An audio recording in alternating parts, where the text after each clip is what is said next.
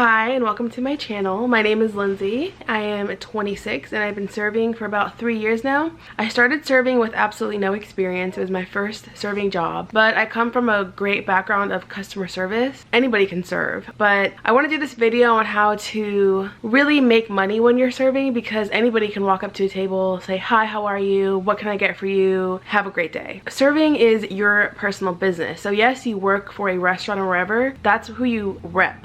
That's your brand basically. But serving and making money, it all comes from you and how you do your job. Obviously, depending on whatever state you live in, your minimum is like $5 an hour. So how am I gonna leave my shift making 30 bucks an hour? An important thing that you should take into consideration for where you want to serve is the environment and the people you'll be serving to. So if you have the type of personality that you can cater to business people, to family people, tourists, to whoever, it's important to pinpoint the restaurant you'll be working for. So I worked in a hotel lounge bar and we served food and we had a full bar. Which was great about where I worked was that it was connected to the steakhouse. So I had the more relaxed version of a steakhouse, but served to everybody. And it was also an international hotel, so we had a lot of people from business. So it was just a great background for me because I was able to serve all types of people. Treat your business, your serving, to make the most money you can and walk out every day with a great shift. If you're one of those average people that walk in and just do their job and just do the bare minimum, then you can click out of this video, because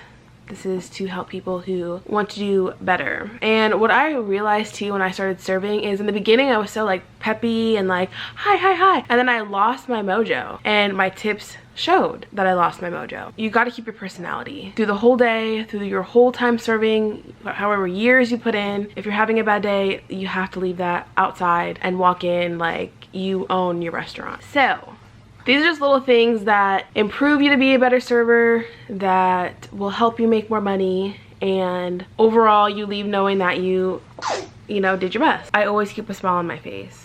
Always. I start with my smile. The first thing I walk up to my table, I'm smiling, and it captures them. And then they're like, "Oh, okay." And then I start my shift. Do not look like you have gotten out of bed and you threw your uniform on and you started your shift. And that's with any job, always to look presentable. But when you are serving, you're not selling yourself, but you are your brand. What you're bringing to this table is yourself. You're not selling them a product, you're selling them your service. And a part of your service is your look. Make sure your uniform's clean.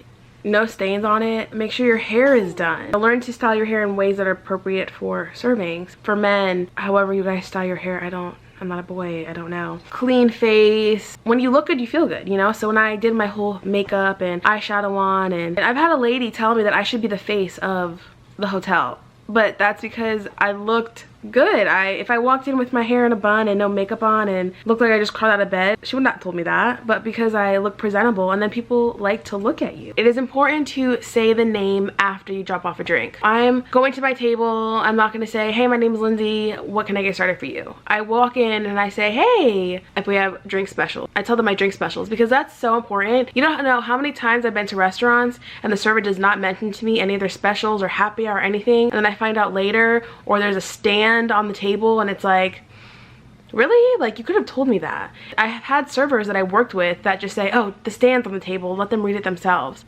This is what I do. Whether it is bold in your face, I'm still going to mention it to you. I have specials here listed on this table tent, and this is what we have going on. If a table's ordering a drink for me, I'm simple, but I know how to talk when to talk, if that makes sense. I like to feel out the tables that I'm serving first, and then I know how to interact with them throughout their time there. So I walk up to the table and I get their drinks going. "Hi, can I get you blah blah blah?" So then I want a vodka Tito soda lime, I want a whatever. Then when I bring the drinks back is when I say my name. So I drop all the drinks off and then I say, "My name is Lindsay, let me know if you need anything else." And then they know my name, because if I start in the beginning, in their head they want this, they want that, they're not really focusing on my name. Once they have their drinks in front of them, I say my name, they pay more attention that way. When serving, don't ever just assume that people are done eating. I have people that had garbage on their plate and I went to grab their plate and they're like, "I'm not done," and I'm like, never assume that plate is finished and that they are done working on their food. Always ask. So I say it instead of like awkwardly trying to be like, hey, are you done with that? I'm like, can I clear the table? And then they're like, oh no, I'm still working. Okay, you know? Then they'll be like, oh yeah, you can. Then I know I can just clear everything out of the way. Or you can also say, is there anything I can take off this table? That is a good way. Also with drinks, I'm also very picky with my drink. Even if I have this much left in my cup, I do not like when they grab my drink. I have been so pissed off, even though it's like a sip left, like I want that sip. So before I even grab drinks off of their table, I ask them, are you still working on that? If they say yes, they are, okay. And then if not, then I remove the plate. I like to keep my drinks half full, whether that's in soda, water, or cocktails. If they have a drink less than half full, I immediately bring them a new one. And you have no idea how many times people are like, oh, thank you. Like, you don't want to wait till they have 2 sips left. I'm also that person too. If I don't think my server is gonna give me my drink in time, I won't drink the little drink that I have because I'm like, oh, like, when am I gonna see her again? Always keep your drinks more than halfway full, and if they are not, bring them a fresh one. And then with cocktails, so if they're still working on their cocktail, try and be fun about it, you know, not like, oh, can I get you another one? I'd be like, oh, we doing another one? Shots? What are we doing? You know, it's Friday, let's have another drink. Anything that gets them kind of in the mood. If you're walking over to the table like, hi, can I get you another drink? They're gonna be like, But sometimes when you push a little bit, they're like, oh, why not? It's Friday, I've had a long day.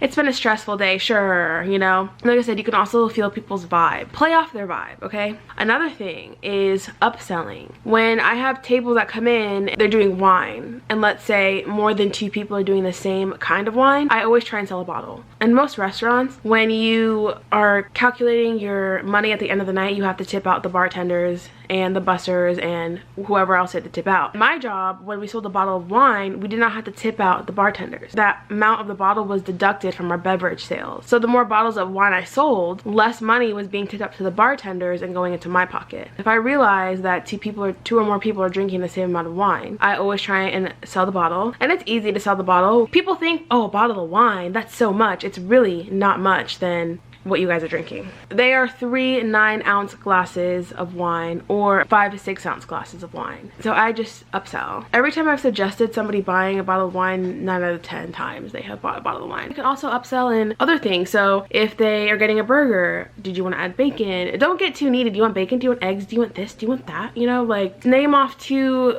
good things that would sound good on the burger. Don't suggest a burger and say, do you want to add some salsa to it? You can upsell in steak. So did you want to try our Béarnaise sauce? Did you want to try chimichurri? That's $2 more. And then if there's 5 people and each person does a sauce, that's an extra $10 for literally nothing. When you know your menu, there are things you can do to upsell. Upselling your alcohol. If somebody's like, oh, I want a vodka soda water lime. Okay, I have Grey Goose, Kettle One, I have Belvedere. I kind of start from the highest and go down to the lowest. And then when they say they don't care, I usually go in the middle. I don't pick the highest one. I don't pick the cheapest one. I go for like, I'll go, Tito's usually is for vodka is what I go to if they don't tell me. If they want a Cosmo, did you want to do Kettle One in that Cosmo? Okay. If we get lemon drop shots, did you want to do Belvedere? Did you want to do Grey Goose? Any little way you can upsell alcohol. And then I also like to ask them, what do they usually drink? Because if they tell me they like tequila sunrises, I'm going to suggest like fruity punch or something. Or if they love margaritas, I'm going to suggest them my blackberry margarita. When I'm showing them, I'm also describing what's in it. So I say, they're like, oh, I really like martinis. And I bring them in and I say, oh, well, this spectacular martini, it has Grey Goose elderflower liqueur and a little bit of grapefruit soda, and it's just super light and refreshing, and it's just amazing. And then they're like, oh my god, yes. Really want my customers to really find that drink that they enjoy, because then they will want more of it and order more. If you're at a bar and they are not really eating, they're just doing like happy hour and having drinks, I leave them bar snacks, because when they're eating they want to drink more because they're thirsty, and especially like salty snacks. So if one person's like, oh, can I have a water, I ask them if everybody else wants water, because it's so annoying when I drop off one water and then the next person wants water and then the next person wants water. So if one person is like, hey, can I have a water, I'm like, does anybody else want a water? And then I give them their waters. Upsell. If somebody asks for salt, make sure you bring the pepper. If somebody asking for pepper, just bring the salt. It's just easier. And then when serving and they're getting a burger, or they're getting chicken fingers and french fries, ask them while you're taking their order what condiments would they like, because nothing is more annoying when you have 10 tables and you're serving and you put the food down and then 3 tables are asking you for ketchup, mayo, and mustard, when if you would have asked them in the beginning, you could have had that all prepped in the back and bring it out at once. And then of course you're going to get people who you ask them if they need anything and they say no, and then 5 minutes later they need 10 things. It's gonna happen. But at least this eliminates more people doing it and just time running back and forth. Also, if somebody's ordering a salad and they're like, oh, what are your salad dressings? I suggest the one that pairs the best with it, and usually they listen to that one, and you don't really have to keep going into a spiraling of like every single salad dressing to mankind that there is. And then of course communicating with tables. I think I said it a little bit ago. You know their vibe. If I have a table that's sitting there conducting business and they're in a meeting, I treat them like I'm just a fly on the wall. I don't forget about them.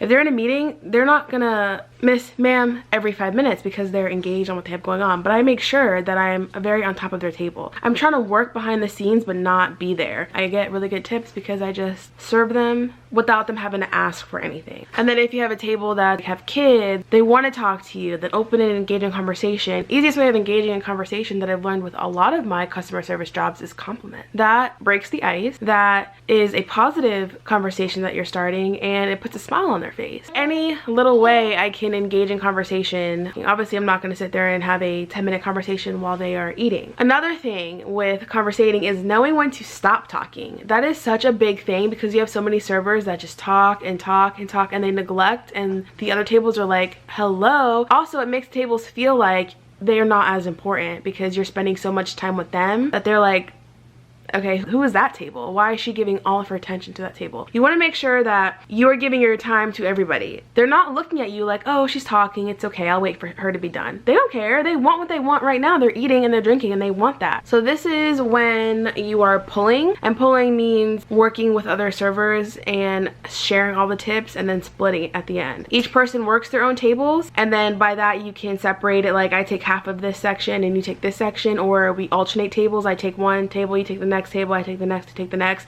however you guys plan it. Or you guys can work every single table together. It depends on the person that you're working with and how they work. So whatever you find suitable, make sure it works for you as well. You have to communicate, because if you don't, that's when stuff starts to mess up. Okay, so let's say I'm going to the table and they have a little bit of their drink left, their cocktail. I ask them if they want another one. They tell me no. I leave their drink there, but I will run over to my server and I'll say, hey, I just checked on table 5. They don't want another drink, but they're still finishing their drink. So then she knows, okay, I'm not gonna go over there and ask them, and she knows not to take their drink. If they say yes, so remove the drink as fast as you can. So if they say no, don't leave the drink there, because then that server is gonna walk by and see the empty drink and ask the same question you asked, and then your table's gonna get annoyed because it's like, I just told her, you know, you guys need to communicate better. There's a 2-minute rule that I learned from my other job. 2 minutes after they eat, you should be asking them how their food is. There's nothing more annoying when you're sitting at a table and you have your food and the server never comes and asks you if you need anything or how was everything. Those 2 minutes are very crucial. 2 minutes after you put their food on the plate, I run back, how was everything? Can I get you anything else? And then you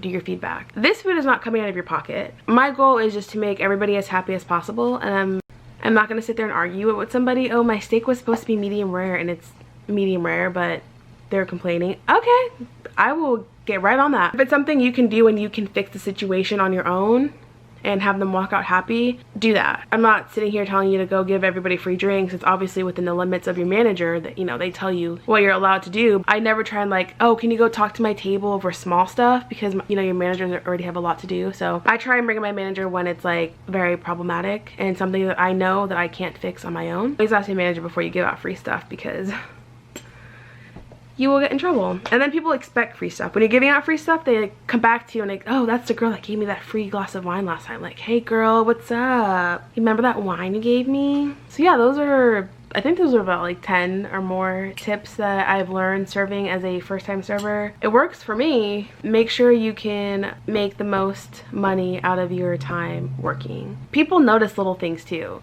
Like, the more engaged you are, the better the outcome. Just remember that this is your money, this is your business, these are your tables. You are their server. They are coming to you for their needs. You have to also have the confidence that you know what you're doing, and never show rude little snarks because people pick up on it.